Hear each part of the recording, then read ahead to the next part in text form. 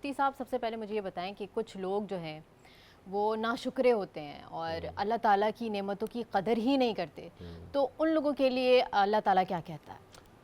بسم اللہ الرحمن الرحیم۔ قرآن نے واضح طور فرمایا لَئِن شَكَرْتُمْ لَأَزِيدَنَّكُمْ، جب تم میرا شکر بجا لاؤ گے میں اس نعمت میں اضافہ کر دوں گا۔ سبحان اللہ۔ مراد یہ ہے کہ جب آپ اس کا اپوزٹ لے لیجئے کہ جب آپ شکر نہیں کریں گے تو نہیں کیا کریں گے، ہوگا؟ کمی ہو نعمتوں جائے میں گی۔ کمی ہو جائے گی۔ تو اب اس بات کا ہمیں قدر تبھی ہوتی ہے جب نعمت ہم سے چھن جاتی ہے۔ آپ نے کہا صحت جب ہوتی ہے تو ہم قدر نہیں کرتے، اور جب چلی جاتی پھر تو کاش میں اپنی صحت کے ساتھ یہ کر لیتا۔ پھر مال و دولت کی کوئی ویلیو نہیں رہ جاتی، صرف ایک چیز کی ویلیو ہوتی ہے، وہ ہوتی ہے صحت۔ بھائی وہ ساری دولت لٹا دے گا اگر کسی کو یہ پتہ لگ جائے کہ بھائی مجھے یہ بیماری ہو گئی ہے اور اگر میں نے علاج نہیں کرایا تو میں چند دن بعد دنیا سے چلا جاؤں گا۔ لوگوں کے گھر بک جاتے ہیں، جائیدادیں بک جاتی ہیں۔ تو پھر ڈائیورشن اور ان کی انٹینشن ختم ہو جاتی ہے۔ بالکل۔ لیکن پھر ایک بات ہے کہ علماء فرماتے ہیں کہ اس وقت سے پہلے اس شے کی قدر کر لو جو اللہ تعالیٰ نے تمہیں نعمت دی ہے۔ مثال کے طور پہ انسان کے پاس سب کچھ ہو لیکن اگر اولاد نہیں ہے اور اسے تو وہ میں نے خود دیکھا ہے کہ بڑے بڑے 5-5 گھر کے بنگلے ہیں، اولاد نہیں دی۔ اتنی بڑی نعمت ہے کہ ظاہر سی بات ان کے جانے کے بعد ان کا نام لینے سے والا، بلکہ نام لینے کے حدیث میں کیا حضور فرماتے ہیں کہ انسان ہو یا نہ ہو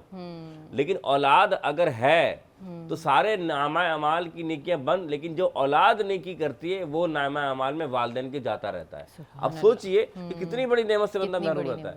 تو اس وجہ سے کہ اللہ تعالیٰ جو بھی نعمت آپ کو دے، پہلے تو آپ سمجھ لیجئے کہ اللہ تعالیٰ بندے کو نعمت ہی دے رہا ہوتا ہے، لیکن لوگ اس کو زحمت بنا دیتے ہیں شکل دے کے۔ مثال کے طور پہ اگر اللہ تعالیٰ نے آپ کو ہاتھ دیے، پیر دیے، لیکن آپ اس کا استعمال صحیح کرنا نہیں جانتے تو آپ ناشکری ادا کر رہے ہیں نا۔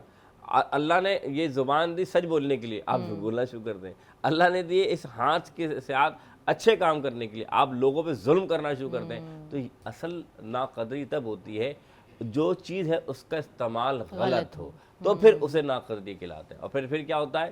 پھر اللہ تعالیٰ اس نعمت کو چھین لیتا ہے۔ چاہے ماں باپ کی قدر نہ ہو، اللہ تعالیٰ ماں باپ چھین لیتا ہے، چاہے اولاد ہو۔ ایک میں نے مثال دی ہے، اس طرح آپ ایک پھول کو ہی لے لیں، اگر آپ کے گھر میں پھول لگا ہے، اگر آپ اس کی قدر نہیں کریں گے، پانی نہیں ڈالیں گے، اس کو تر و تازہ نہیں رکھیں گے، وہ چھن جائے گا۔ اور اس پھول اور پودے کی کمال کیا ہے؟ حضور فرماتے ہیں جہاں ہرے پتے ہوتے ہیں نا، ہرے پتے، اللہ کا وہ ذکر کرتے ہیں۔ تو سوچئے جب وہ اللہ کا ذکر کریں گے، اگر آپ کے گھر میں ہوں گے تو آپ کے گھر میں کیا نور نہیں ہوگا؟ تو اگر آپ اس کی قدر نہیں کریں گے، جب وہ اللہ کا ذکر نہیں کریں گے تو کیا ہوگا؟